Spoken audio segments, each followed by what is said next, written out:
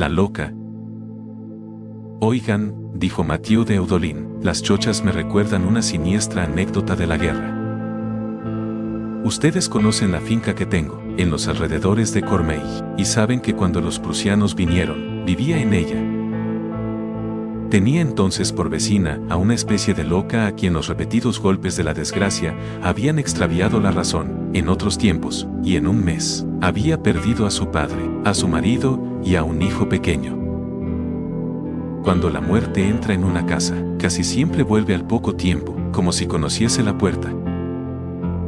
La pobre mujer, abrumada por el pesar, se metió en la cama y estuvo delirando por espacio de 6 semanas. Luego, una especie de tranquila lasitud sucedió a esta violenta crisis, y quedó sin movimiento, comiendo apenas, y solo moviendo los ojos. Cada vez que intentaban hacerla levantar, chillaba como si fuesen a matarla, y por esto, la dejaban en la cama sacándola de entre las sábanas, nada más que el tiempo preciso para lavarla y sacudir el colchón. A su lado estaba una criada vieja que de tiempo en tiempo le daba de beber, y la obligaba a comer un poco de carne fría. ¿Qué pasaba en el interior de aquella alma desesperada? Nadie lo supo nunca porque no habló más. Pensaba en sus muertos, soñaba tristemente, sin que sus recuerdos se precisasen, o su aniquilado pensamiento se había quedado inmóvil como el agua estancada. Por espacio de 15 años permaneció inerte y encerrada en sí misma. Vino la guerra, y, en los primeros días de diciembre, los prusianos llegaron a Cormeilles. Lo recuerdo como si hubiese ocurrido ayer, hasta la piedra se helaban, y yo estaba en una butaca, inmovilizado por la gota, cuando a mis oídos llegó el pesado ritmo de sus pasos. Desde mi ventana les vi pasar. El desfile era interminable, y con ese movimiento de polichinelas que les es peculiar, todos parecían iguales. Los jefes distribuyeron a sus hombres entre los habitantes, y a mí me correspondieron 17. A mi vecina, a la loca, le correspondieron 12, y entre ellos un comandante, verdadero soldado violento y cazurro.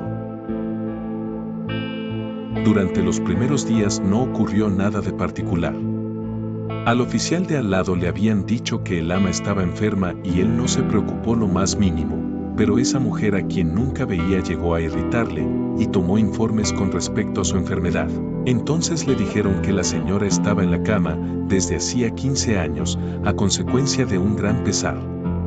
Sin duda no lo creyó, imaginando que la desgraciada no abandonaba la cama por orgullo, para no ver a los prusianos, para no hablarles ni tratarse con ellos. Exigió que le recibiese y le hicieron entrar en su habitación. Una vez en ella dijo con brusquedad: «Señora, yo le suplico que se levante y baje a fin de que la veamos». La enferma fijó en él sus ojos vagos, sus ojos vacíos, y no contestó. Él repuso: «Yo no he de tolerar la menor insolencia. Si no se levanta usted de grado, no me faltarán medios para obligarla a que pasee sola». Y ella no se movió ni hizo un gesto siquiera, parecía que no le había visto. El oficial, tomando aquel tranquilo silencio por una prueba de supremo desdén, añadió: «Si mañana no baja». Y se marchó. Al día siguiente, la vieja criada, medio loca, quiso vestirla, pero la enferma, resistiéndose, empezó a chillar. El oficial subió enseguida y la criada, arrodillándose a sus pies, exclamó: «No quiere, perdónela, es tan desgraciada». El soldado parecía indeciso y a pesar de su rabia no se atrevía a que sus hombres la sacasen por la fuerza de la cama, pero de pronto se puso a reír y dio órdenes en alemán. Y no tardó en verse salir a un destacamento que sostenía un colchón como quien lleva a un herido.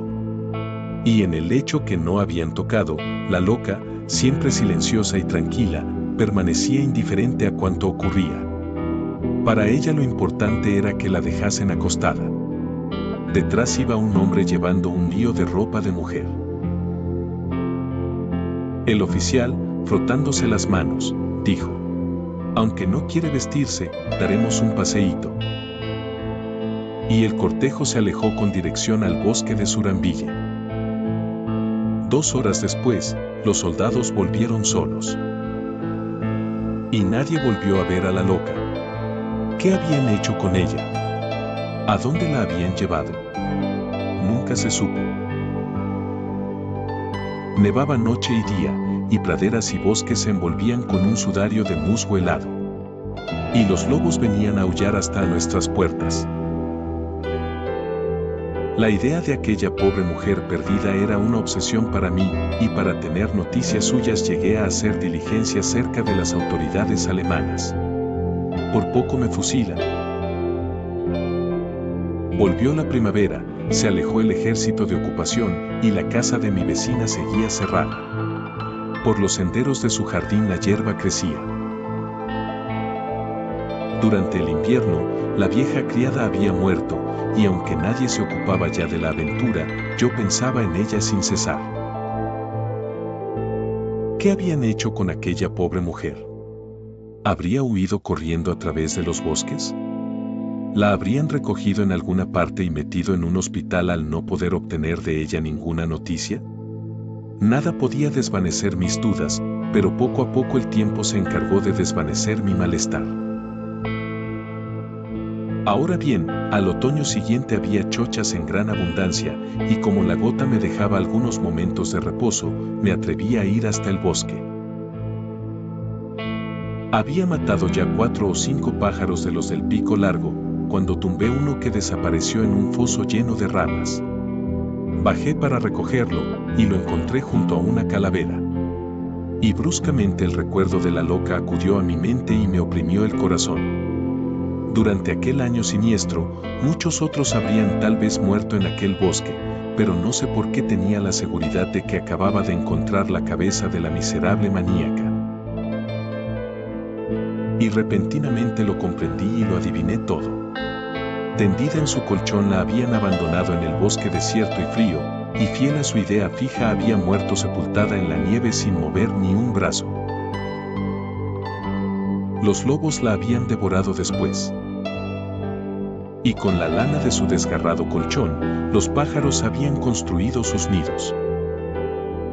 Recogí y conservé los tristes restos, y desde entonces hago votos para que nuestros hijos no sepan ni vean nunca lo que es la guerra. No olvides suscribirte al abuelo de Emma Chanel para futuros mitos, leyendas, oraciones, reflexiones. Cada día creciendo más.